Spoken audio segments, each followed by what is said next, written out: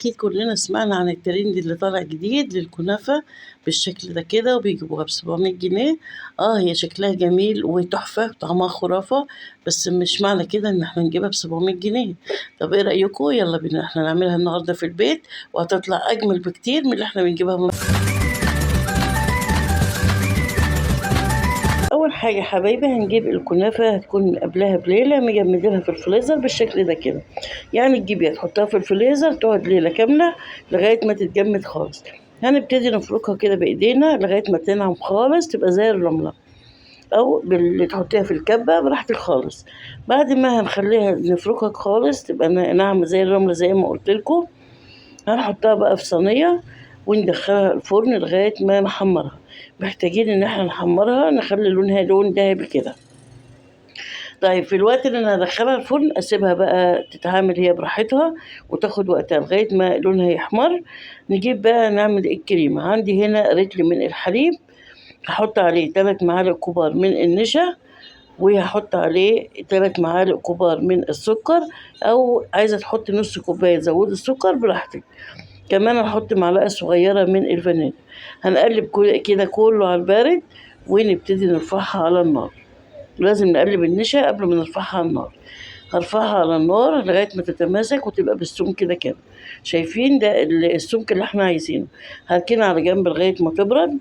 والكنافة كنت كل شوية بطلعها بقلب فيها لغاية ما لونها بقى حلو كده.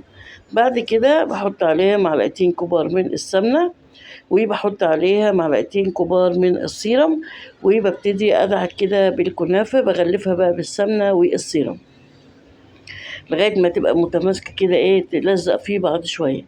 تمام. اهم حاجه ما نخليش في تكتلات في الكنافه.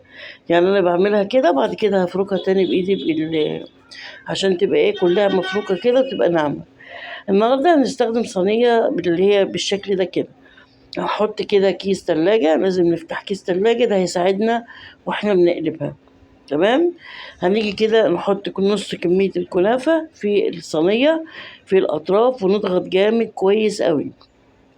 ضغطين جامد أهم حاجة، علشان دي يعني هيكون نجاح الصينية بتاعتنا في الضغطة الحلوة دي. بعد كده هنا كانت الكريمة بردت خالص. هجيب بقى كمية حلوة من الفراولة غسلها كويس قوي ومقطعها قطع صغيرة بالشكل ده كده. هنزلها في الكريمة وأقلبها كده مع بعض. شايفين كمية الفراولة حلوة مش قليلين. بعد كده هنزل بقى في الفتحة اللي احنا عملناها. أنا حطيت الكنافة في الحوافي كده وضغطت عليها جامد. بعد كده هنزل بالكريمة بالفراولة زي ما انتوا شايفين كده.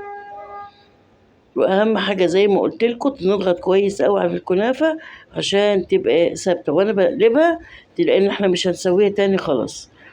بعد ما حطيت طبقه الكريمه بالفراوله وضغطت عليها كويس قوي، هبتدي احط الطبقه التانية بالكنافه بالشكل ده كده.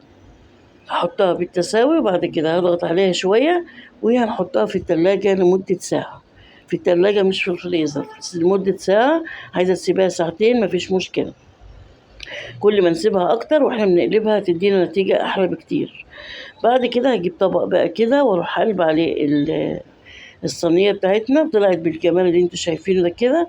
بنحط لها شوية كريمة من فوق على حتتين فراولة.